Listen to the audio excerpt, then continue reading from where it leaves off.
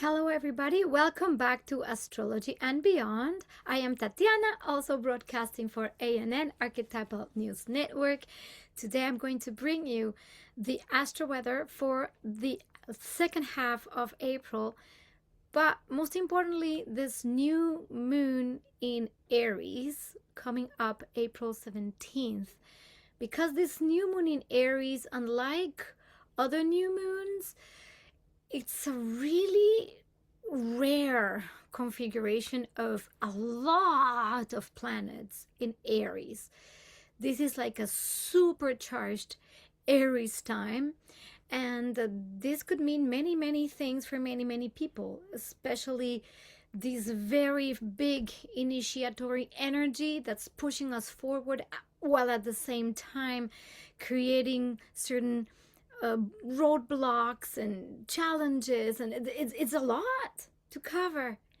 And you out there are probably having all kinds of changes in your life as well, depending on who you are, because the energy doesn't affect everybody the same way. However, when we have this big concentration of planets called stelliums, in case you don't know what a stellium is, it's a big concentration of planets in a very small part of a sign.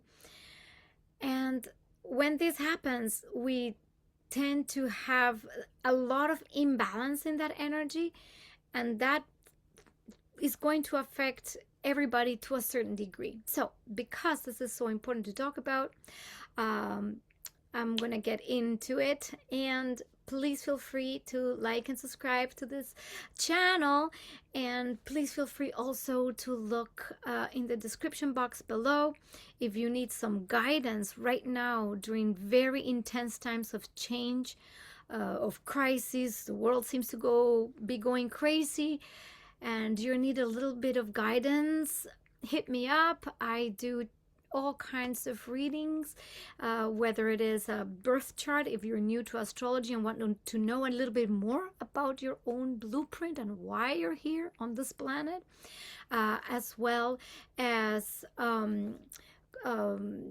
solar return readings if it's your birthday coming up and you want to know how your year is going to unfold and what the themes are. Also relationship readings if you're in a relationship and want to understand more of your dynamics, as well as group dynamics reading. I'm opening that as an offering that is really cool, because in my own environment with co-workers at work or with people in our community, it's really important to kind of know a little bit how we all function and our dynamics to hopefully have much better relationships and growth. So check all that out, is below in the description if you are interested in that. Well, with no further ado, let's get into our astro weather. This is intense, people, and I spent a lot of time working on this one because I am also starting to try out my visual astrology for where is this working? Share. Why is this not working? Share. Okay, it is working. So I began this whole program of visual astrology that I have been working with. It's archetypal visual astrology for you all to understand more with pictures, with images that tell stories. So I would love to hear from you how these images land for you and how this can help you understand astrology better. I would love to know, because I'm developing something a little bit big and some surprises to come.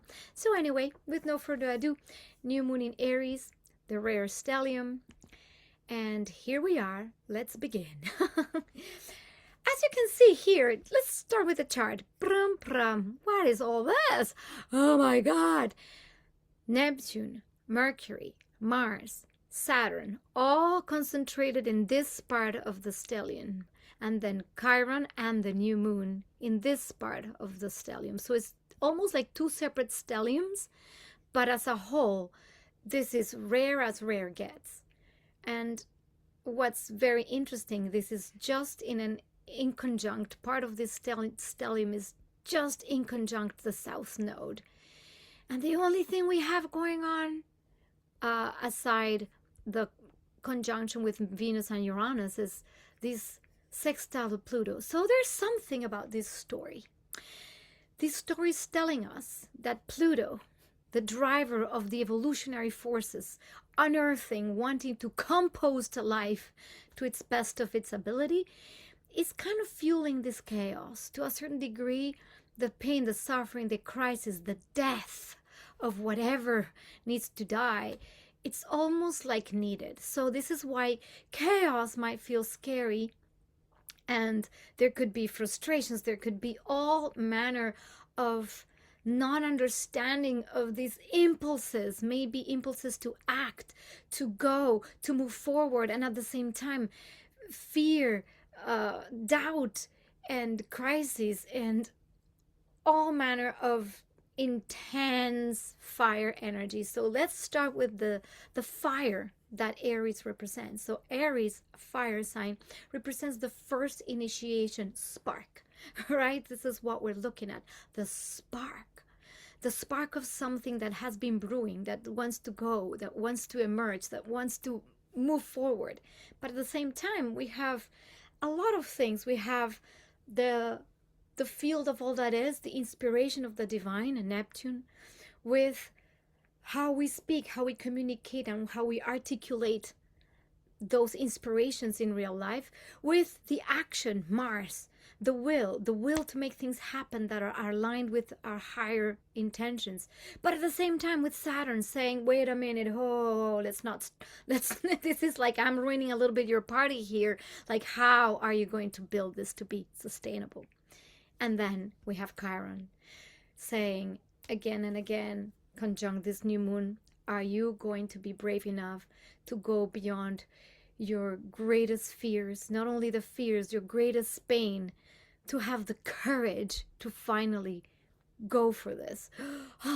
Right? So this is a lot of what's happening. So let's look at this in detail. Because, well, this new moon, what happened to this? The core themes of this new moon is acting forward. This is the Mars. While clarity is still forming, because Neptune's still blurring the path. So the movement happens without visibility. We just have to move forward. If you've seen this image, this is the absolute archetype of Aries, the one that moves solo in a journey, just going. The courageous warrior, the courageous one that just goes. Fire, aim, go. Neptune is also helping us dissolve the old identities, beliefs, and structures to make space for new ones. There's tension between the surrender, which is Neptune, and the control structures, which is Saturn. So shaping our decisions. And this means, is this path that we're taking the right path? But it's not so much asking the question, is it the right path? Is it sustainable? And how can I make this path sustainable? Thought, communication, and action merging into one urgent impulse, which is Mercury and Mars together in Aries.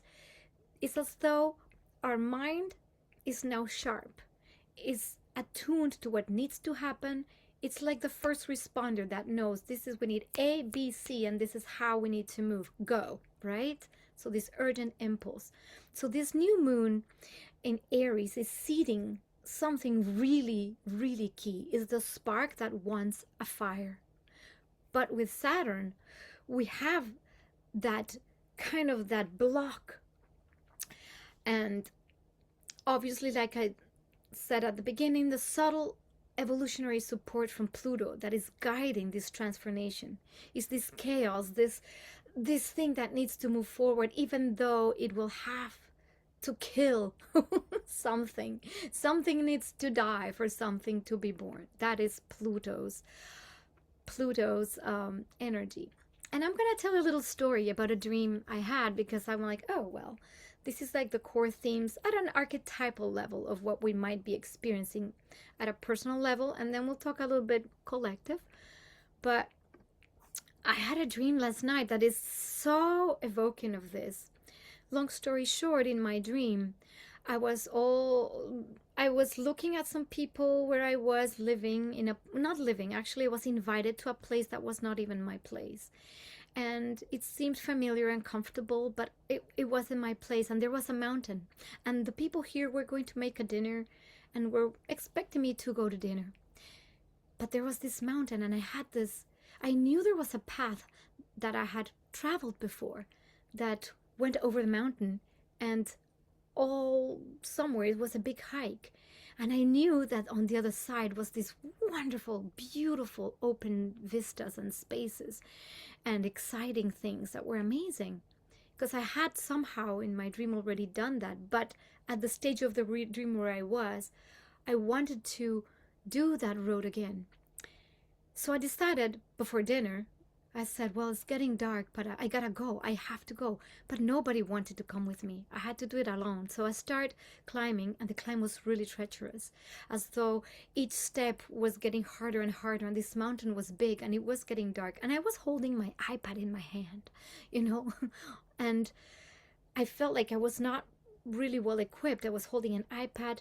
I was ill prepared. I was trying to climb. I knew I wanted to go to this journey, but I was alone. And I felt like I needed to keep going, but at the same time I was looking back to my comforts and the invitation for dinner, and in the end I gave up.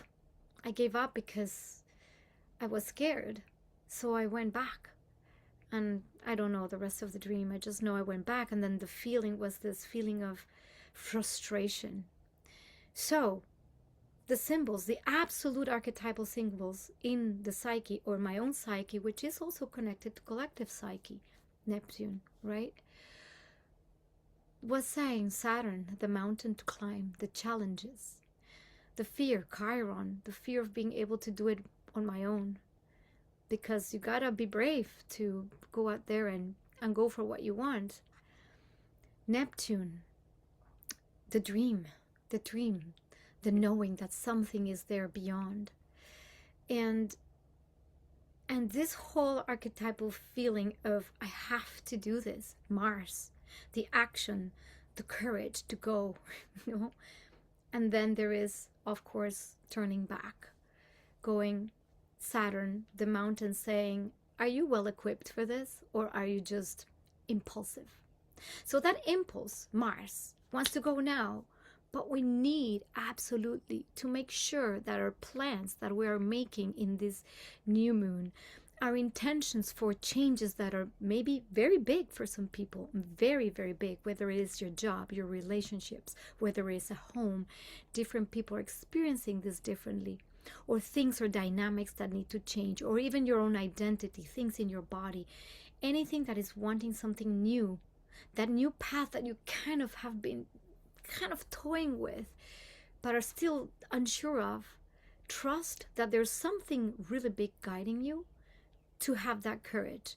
So yes, go for it, but always make sure that what you lay, the foundations you lay now, are going to be really aligned with who you truly are. Because with Saturn, whatever happens now, the foundations you lay now could last for a very, very, very, very, very long time. Whatever you put your goals, your intentions, your energy, your words, and your actions, that path may open up to be built for a long time. So make sure you're putting your twos and twos together really consciously, not in a rush, not in a hurry. Because the Aries energy with Mars and Mercury and all these planets, it's like, I just want to do it now. I gotta go, But it's like me going to that mountain ill-equipped by myself, and we're not supposed to be doing this alone. Pluto in Aquarius is asking, where's your tribe? Find the people, the networks that will support those journeys, that are individual in essence, but that cannot be just completely separate. It could feel like that. A lot of us might be feeling like, oh my God, I just want to go on my own and be myself, but we can't do this on our own. So start aligning and observing. Allow the dream, Neptune, to keep fueling that deeper knowing. And now talking, this is all like personal collective psyche. Now let's talk a little bit war, which is very interesting. I do not necessarily do a lot of world astrology, and I'm not like the most expert in watching news all the time, but I do watch certain interesting channels on YouTube and different perspectives on different media. And I wanted to play a clip for you just to illustrate this archetype of what happens with the Aries energy. We know Mars, the warrior, and the energy of Aries is what fuels the fire, and we have all of this energy already really, really big. And we know there's big war happening in the Middle East. And I mean, it's no secret to anybody. It's a big commotion, and it's been very hot, literally, with explosions, with bombs, with disaster, with chaos, with suffering.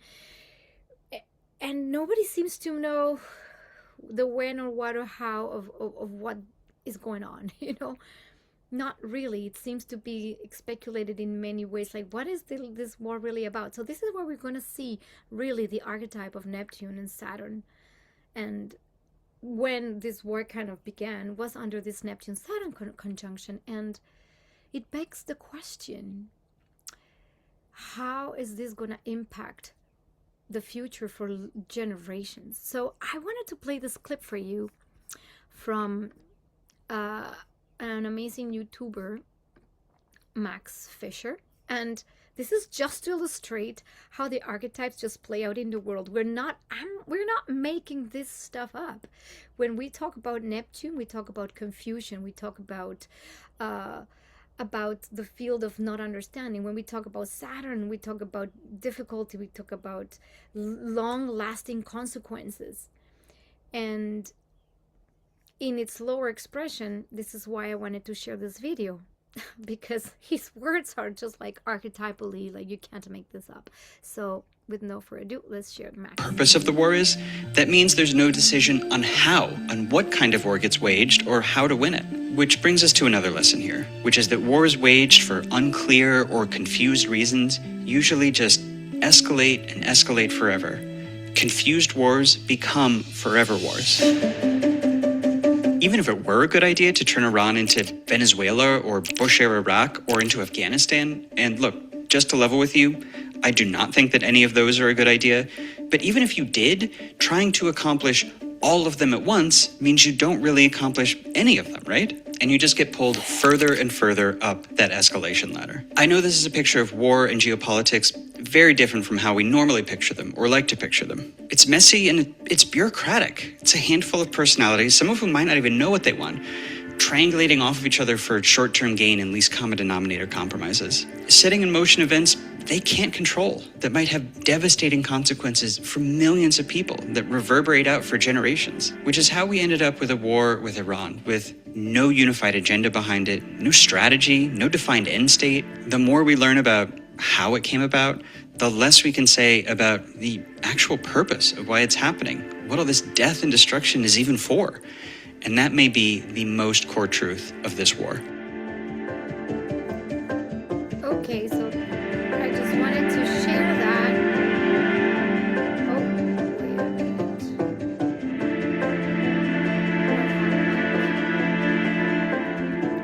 I don't know why I can't come back to my... Okay, there it is. Sorry about that. So where were we? Yeah, so the reason I wanted to share that clip is to show how the archetypes can play out in real life, in real time. These are like, we can't make this stuff up. And what we can do is look at how we can influence the archetypal field by understanding the light and the shadow of these energies. So because we have such amount of energy in Aries right now, there could be the the pulse to act rashly, impulsively, to create more, to fuel fire that doesn't need to be fueled for destruction. So here we are with our archetypes that we were talking about. So the Neptune, this is our Neptune field. And I'm going to talk about how we take these energies, these archetypal energies, and turn them into the best possible scenario consciously as individuals, part of our collective field. So in our light expression, Neptune is the one that really is connected to all. Is the porous, the boundaryless character. And I portray these as characters as though they were people, right? But this is how I'm portraying the archetypes. And these all are playing out right now. The Neptune Mercury, which is the communication, how we access our mental field, and how we're connected to this field of all that is, the boundlessness, which can make us porous, meaning we can be picking more on ideas that are floating around in the field. We can be picking more on this togetherness, on compassionate communication as well. Now with Mars, then we have this energy of the initiator, the warrior, the leader. And with Saturn, we have the energy of the builder of long-lasting structures. You see, Saturn, even though it could be serious, Saturn just wants us to make sure we're doing our due diligence.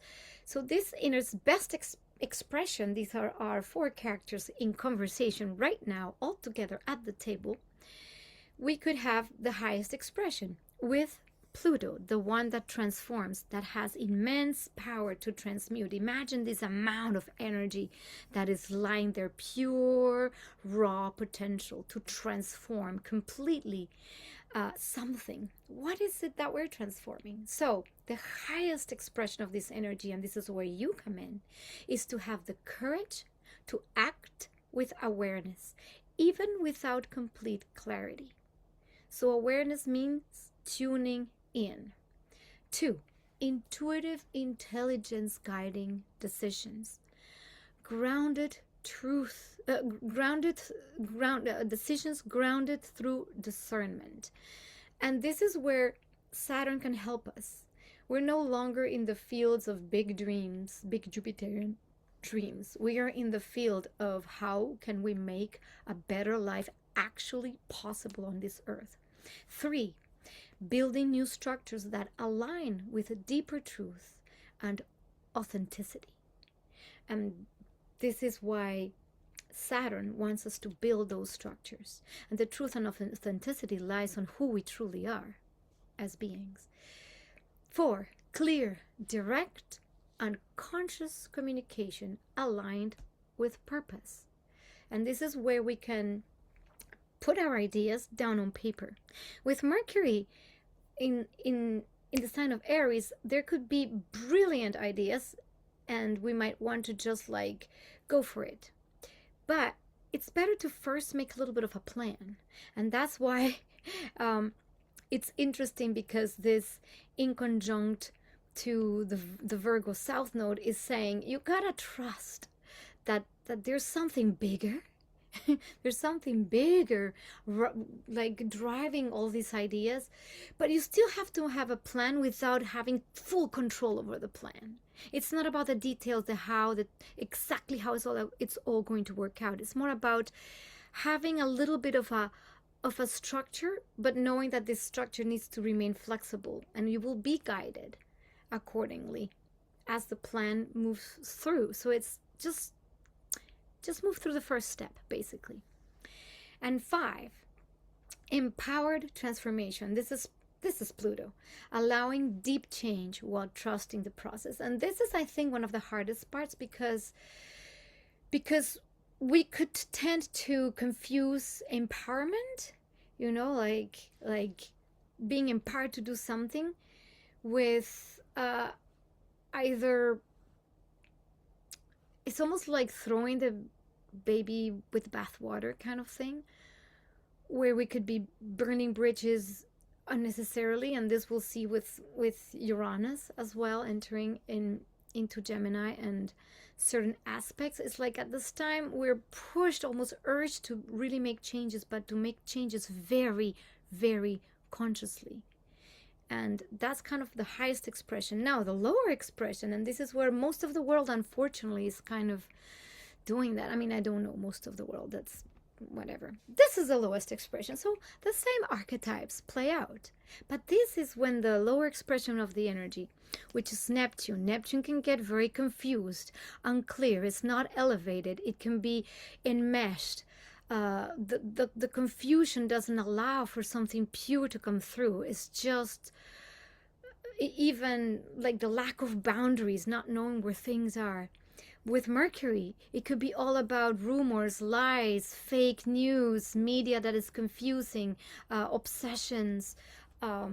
Especially with Pluto, we can get obsessed about ideas or ideals that are not even clear. And this is why that little clip I played, which basically was saying, like, I don't think the players in this war even really know why they're fighting really, or nobody knows at least the different agendas of every single country. And this is again a little bit at a global level, right? But that's impacting things for, like it was said in the video, it could leave long-lasting impact for generations, not only because of the destruction, but because of the trauma, right? And not only that, the effects in the world economy, right? So all of this can be fueling this. Then what does it fuel? It fuels anger, Mars.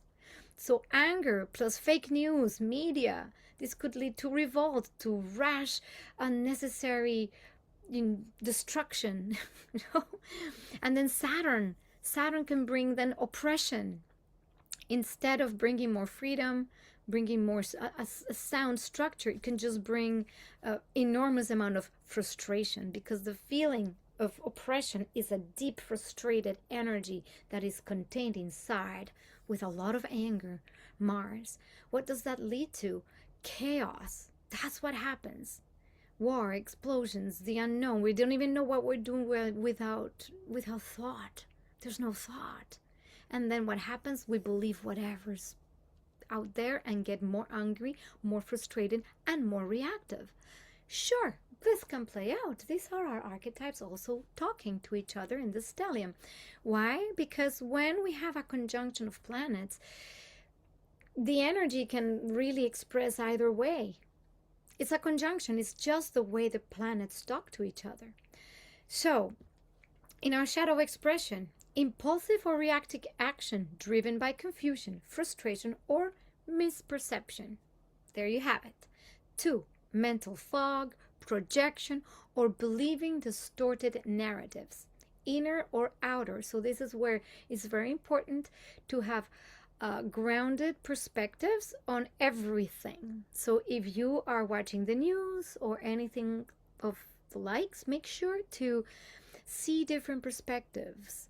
Take a little step back before reacting. If you see something that is extremely upsetting in your case, take deep breaths.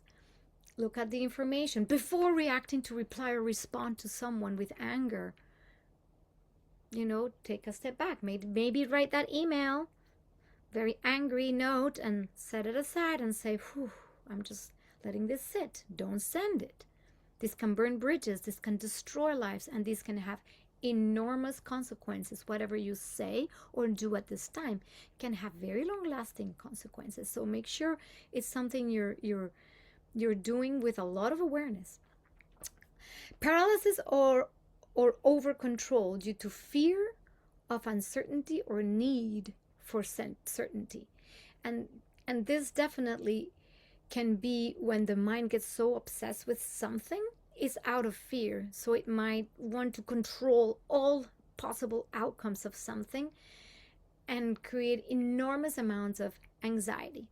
And I'm going to stop here for a little bit and tell you, for whatever reason, I am very attuned to the collective field.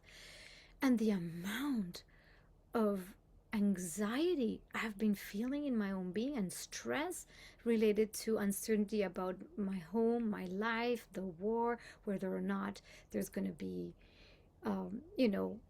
are there going to be food shortages? Is the oil shock going to really affect us that much, or are we going to be able to cope as communities are getting together? Like, it's all this unknown, and I'm a person who, for the most part, will breathe through things, will try to get back to the present moment, because that's what I tell you. I do walk my talk, and even in walking my talk, I gotta tell you, sometimes the anxiety is so big. I have to really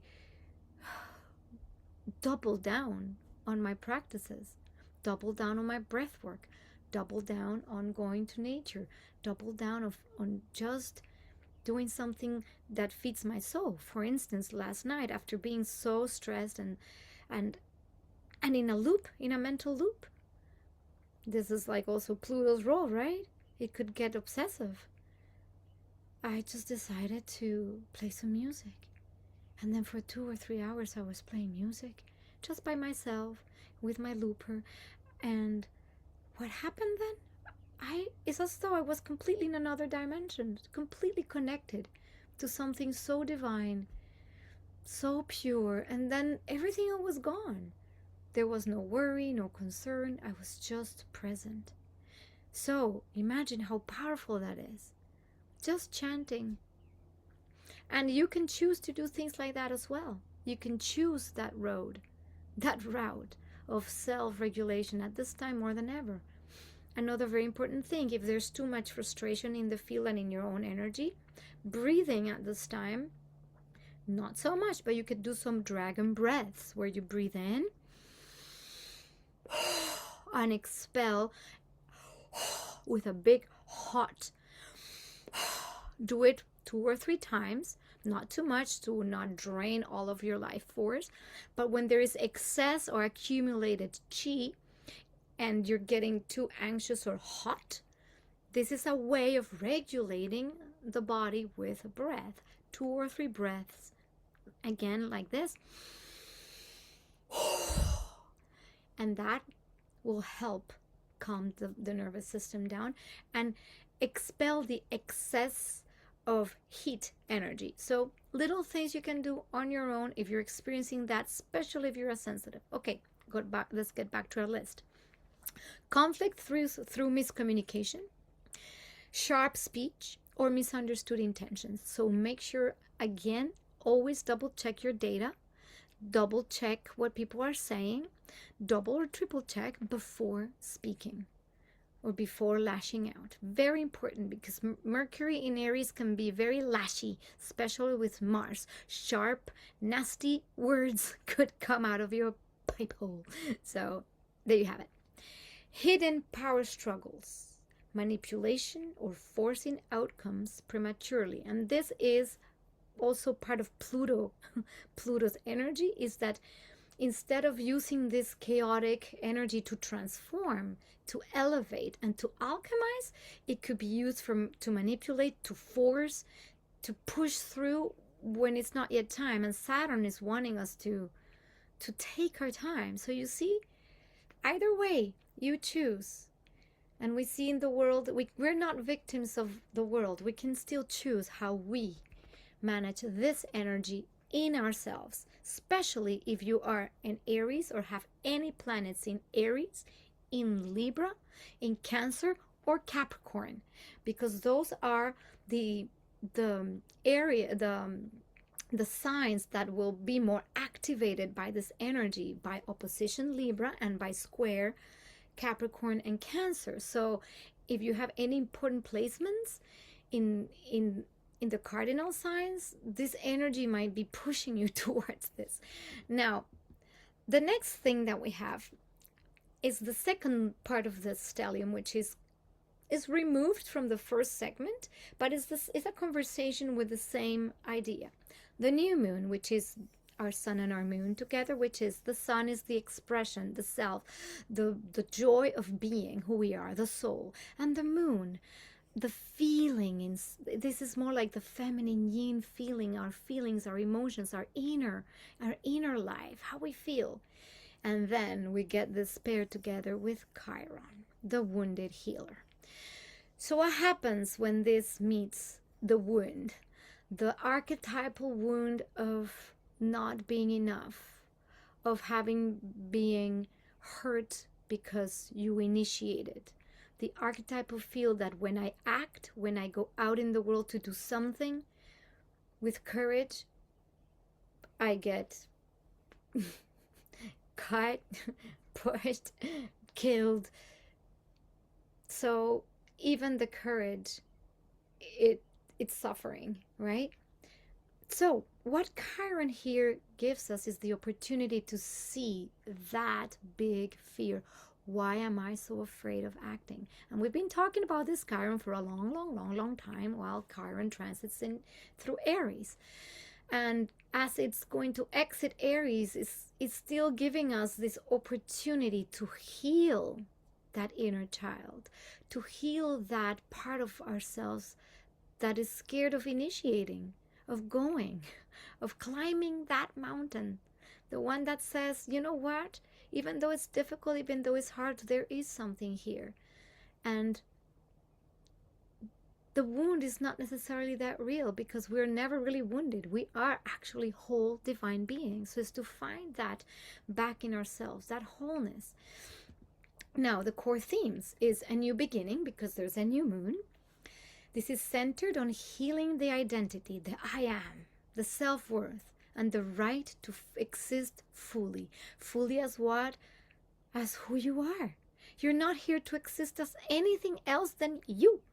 And that's why I always say, if you don't know your blueprint, your astrology chart, why you're here, what are your core themes and your core stories, well, you can always hit me up and I can help you with that. It's very important to know that because that can give you some hints into all the themes we're here to uncover in our lives.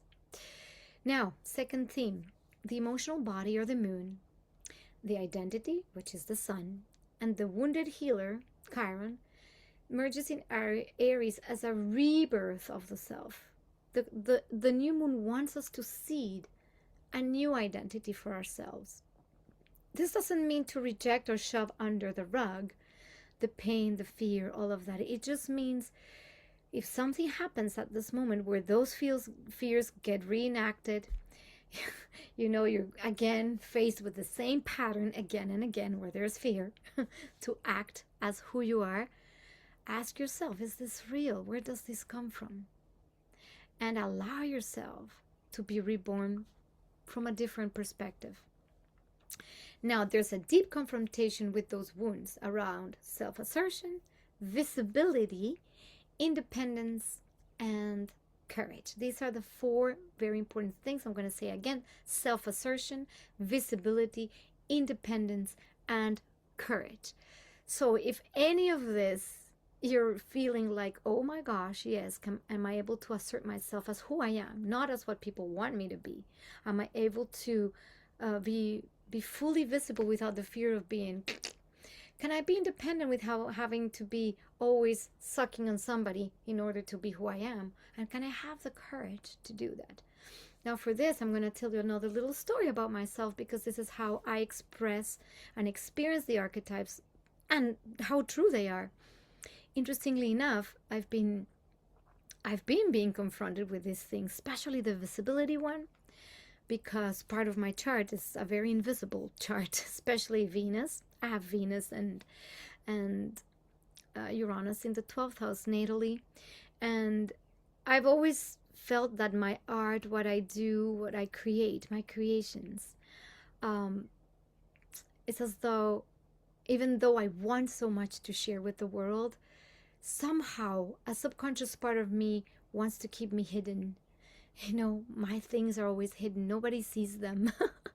Even though I want to show them. I'm a 10th house sun. I want to show. I want to make this meaningful. And I realized in looking at my Venus Chiron stories and my Pluto stories or my Saturn stories, which are my Chiron story, my karmic stories, how is this affecting? Why am I so afraid of being visible even though I so much want it? And then of course in looking at those stories I realized, of course, in the past, in past existences or past soul memory, or family lineage memory, I could have been, I mean, I knew this from some past life regressions of being a beautiful dancer um, in in a harem, right? And long story short, in my little story of that recollection of a past life, I was a very poor girl. I was collected by the Sultan, then turned or groomed into, a slave, essentially, that lived with all comforts and everything, but with no right to express the real desires. You had to do what you had to do because you were owned, and God forbid you tried to escape. And I was the favorite of the Sultan, forced to perform and be beautiful and be out there, and at the same time fearing, any uh, repression or any punishment.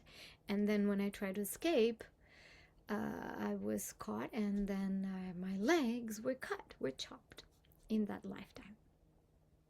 Yeah. Uh, whether we believe in past lives or not, that's irrelevant. This can be also taken just as an archetypal story. Soul imprint. Why I have this memory recollection? I've been doing a lot of work in that 12th house arena.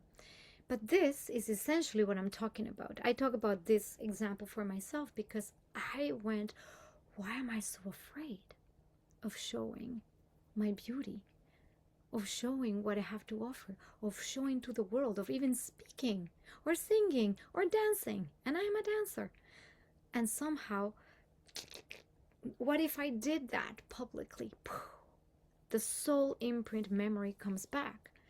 And this is where I ask, well, is astrology really real, or I'm just making all this up because I'm just making all this up and I'm creating all this? But you know what?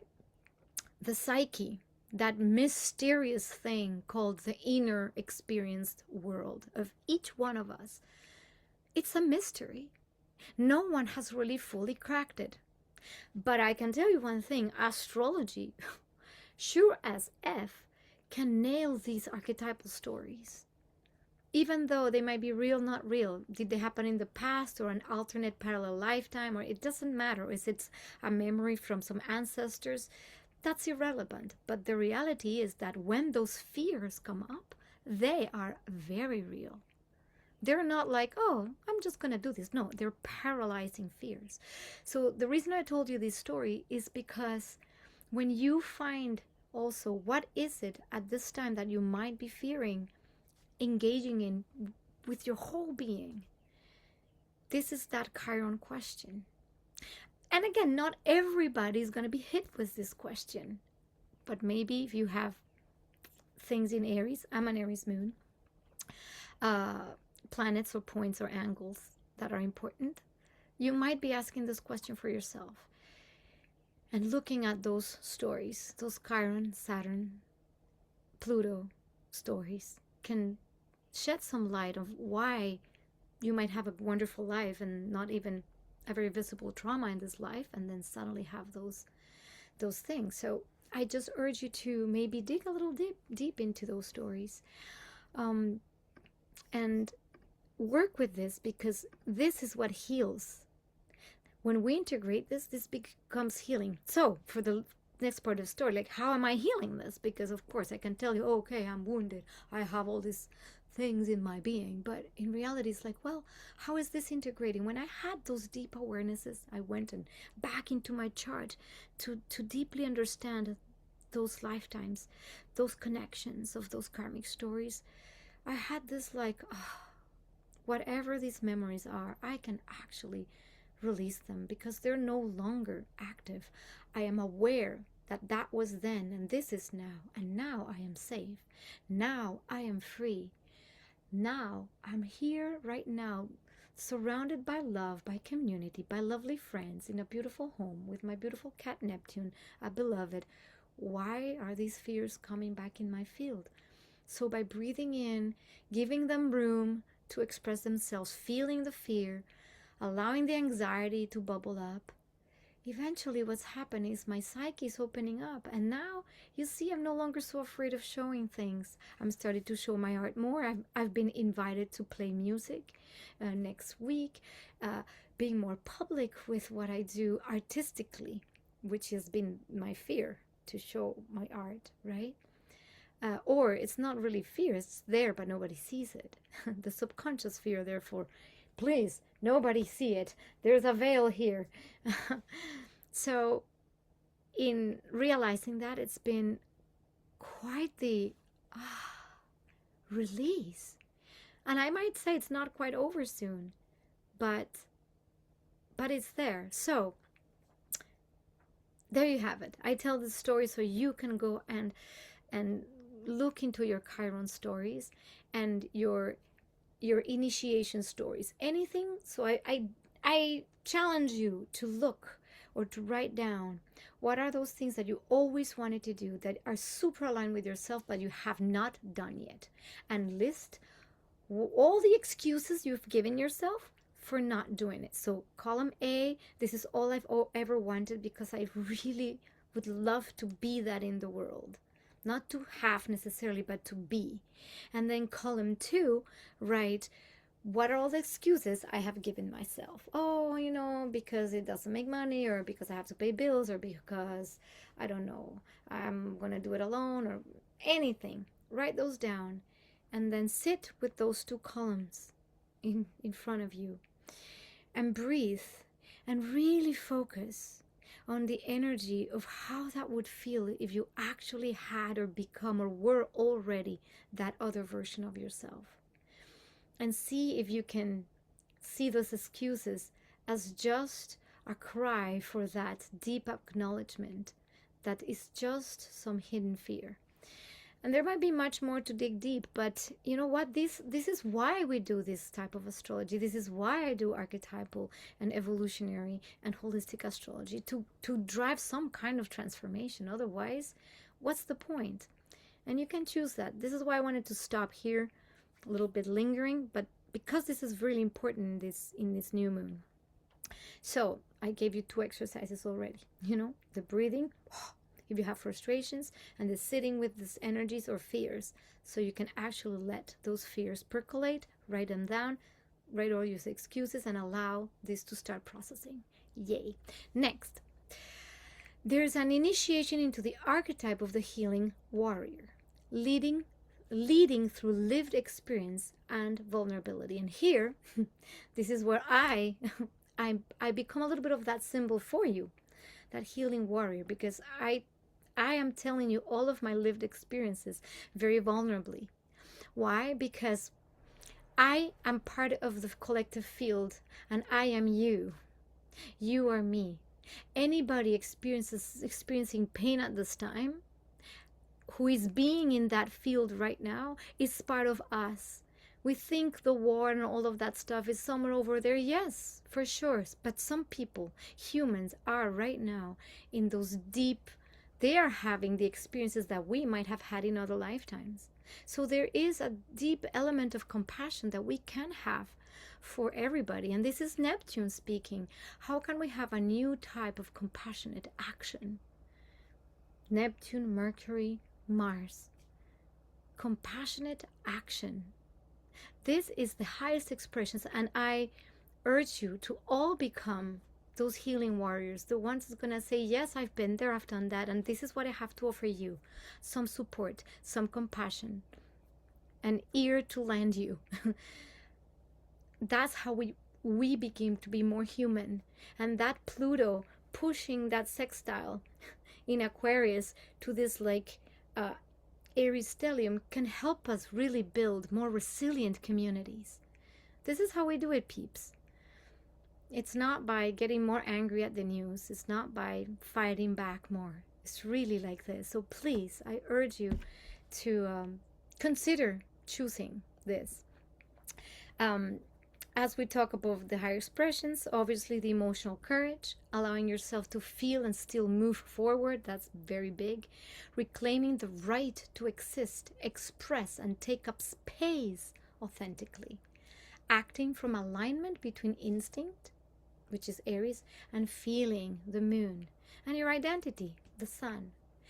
Deep self-healing that naturally becomes a source of healing for others, and a powerful inner reset, beginning a new cycle rooted in self-trust and embodied confidence. Don't we all just want to be super confident in who we are and want to share that and shine like the sun? You know, here, the sun in the world, this is the highest expression. Now, let's look at the shadow expression, because the sun and the moon with that same Chiron could give us a little bit of this, you know, the fear, the isolation, needing to create personas or masks or inauthentic ego personas in order to survive, that could be even completely disconnected from truth. So the shadow expression is emotional reactivity, hypersensitivity, or feeling easily triggered or exposed. Retreating, shutting down, or avoiding action due to fear of rejection or failure. That's really huge. This is why the second column I urge you to write is those fears. Overcompensation through anger, defensiveness, or forced independence. This is where the Aries energy says, you know what, I don't need anybody. It's like me climbing that mountain in my dream, going like, I can do this all by myself. I'm going like, oh my God, I can't do this really all by myself.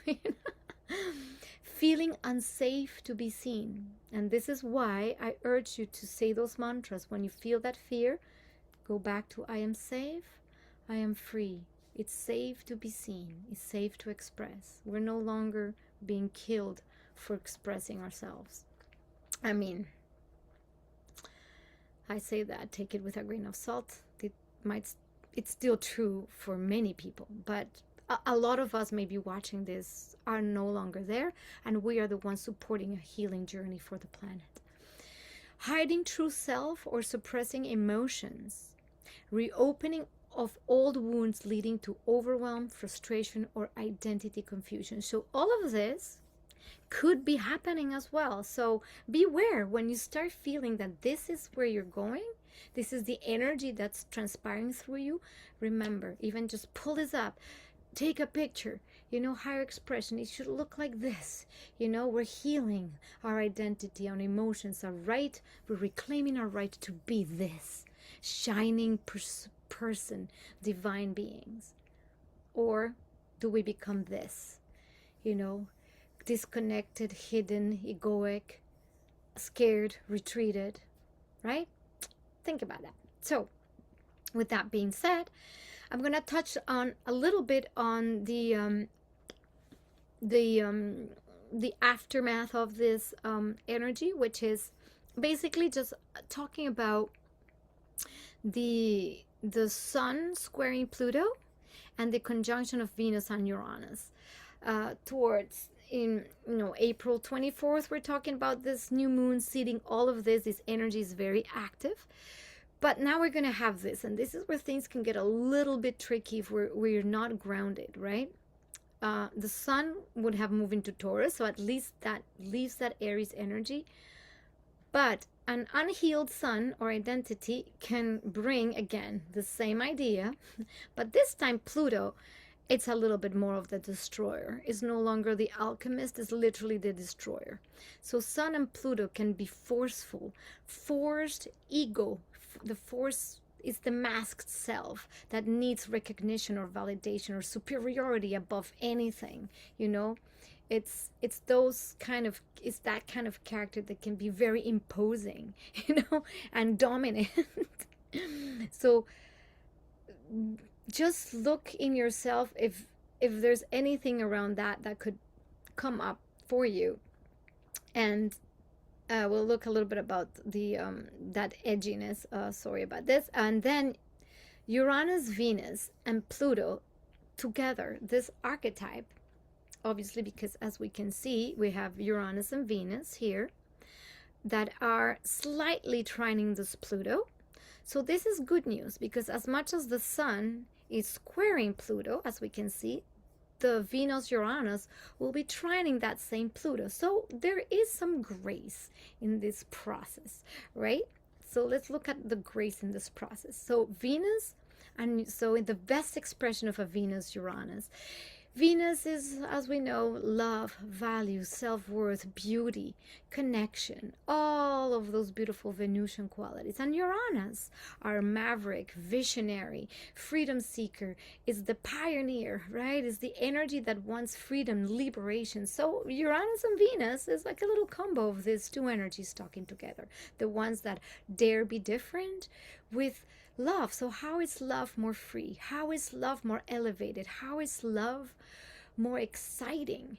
And this is where your relationships, connections, people that come into your life might feel a little bit different, might feel exciting, might feel freeing.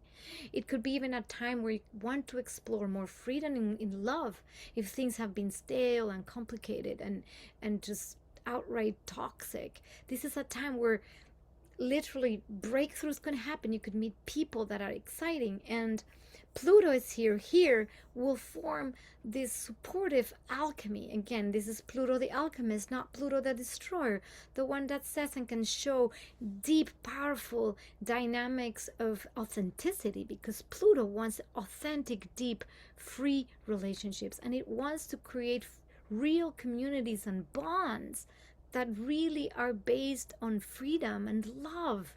And that's kind of the highest expression of this energy. So at the same time as we might have the ego self wanting to maybe dominate or shine or be inauthentic, this energy is actually wanting to free us up from that inauthenticity.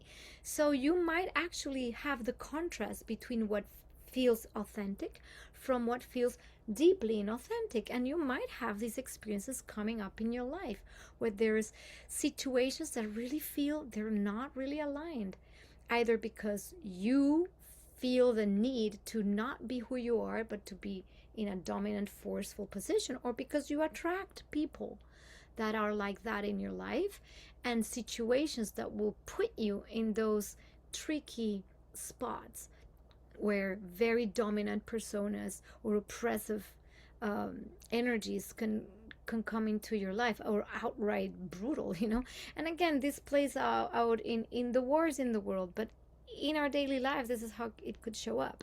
So we want the alchemist, Pluto, to be playing that role.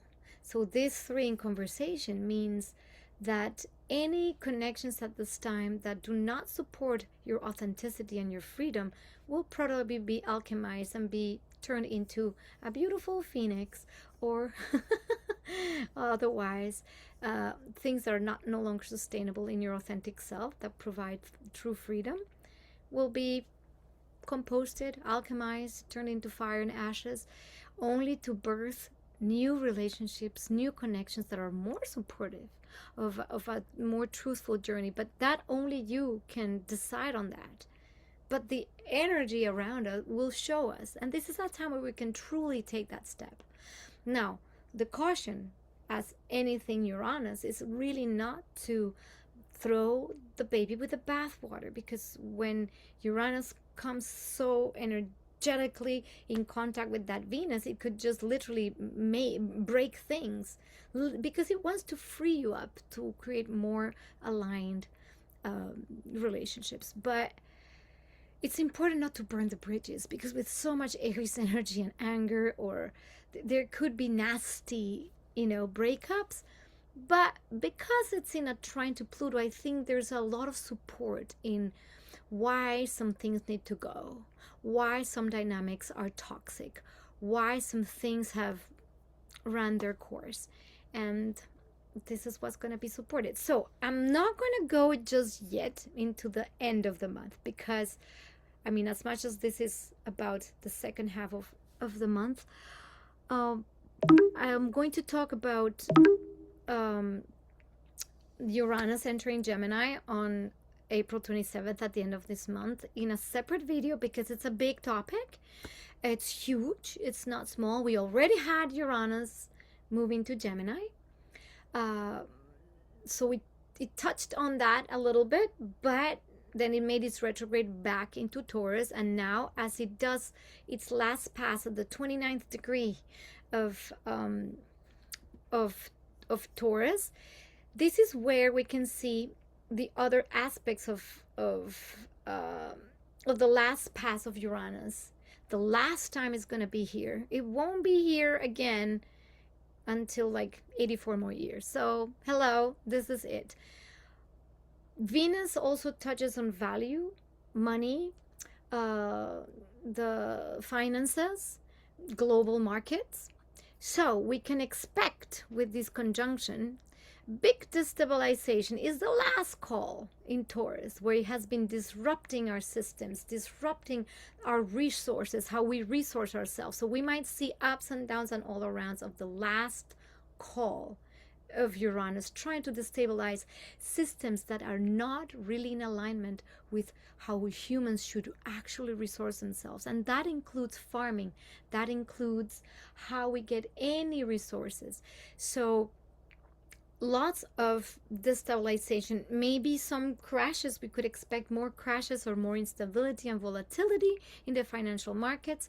But all of this has the purpose, and we see already the purpose is that deep transformation or alchemy that Pluto the alchemist wants to bring is that it can bring about also new ways of resourcing ourselves that have been already been shown through the past 8 years as Uranus has transited Taurus, which is, well, how do we get our resources, and are there better ways more aligned with how the earth can regenerate itself, regenerative farming, new technologies in farming, new ways of exchanges and money systems. And yes, it could be anything from like cryptocurrencies, that's like one thing that's around there, but a lot could be bartering, could be new systems that are more supportive of human smaller communities and localized economies. So we might see big crashes in global economies, and we're kind of seeing it in an interestingly very chaotic way, with the war and the ships being stalled, and then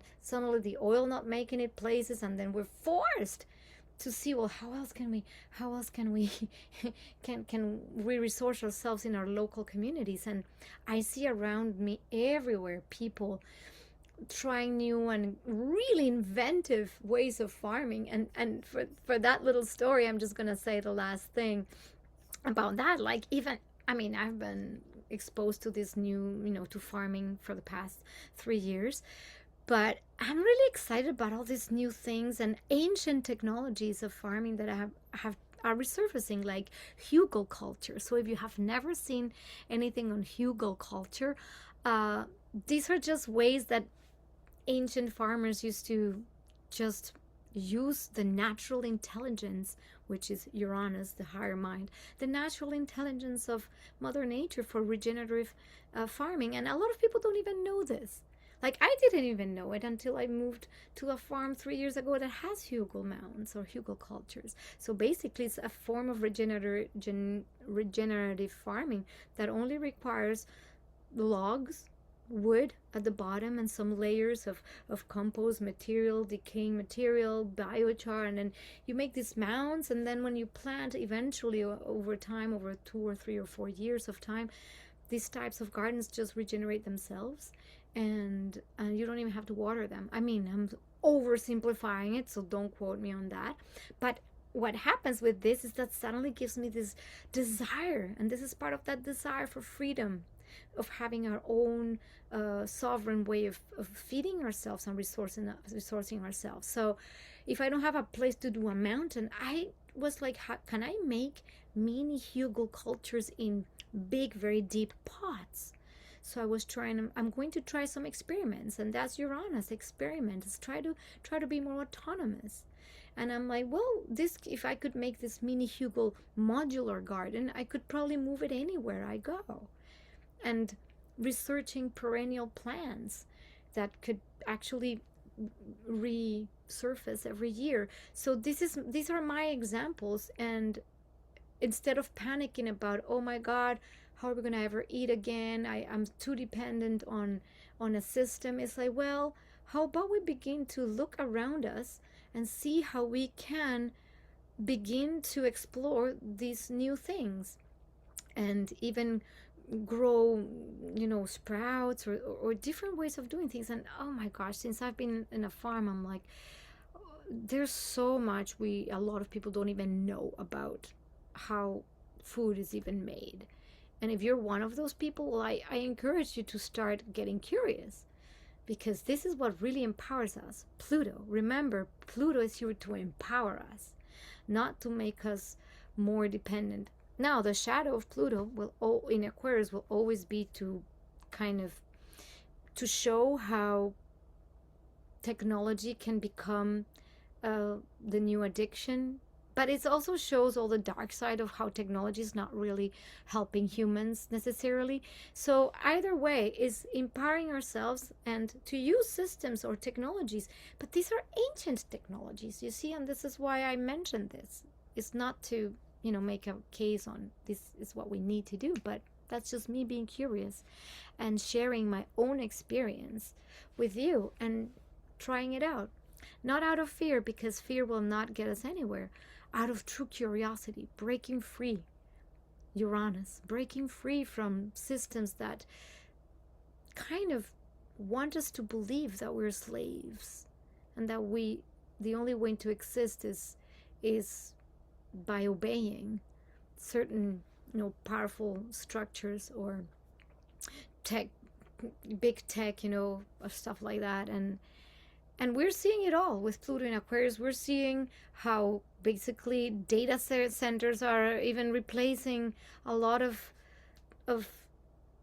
not jobs per se, but it's like these soulless workers, bots and agentic and agents. And we'll look at all of that when we cover Uranus into Gemini, because this is going to be like a big kaboom in technology. So that's all for me at this time with our first video of covering the second half of April. Very big. I hope you took notes on all this, and you're doing your own inner deeper work of aligning with the highest expression of these energies so we can all make a better world.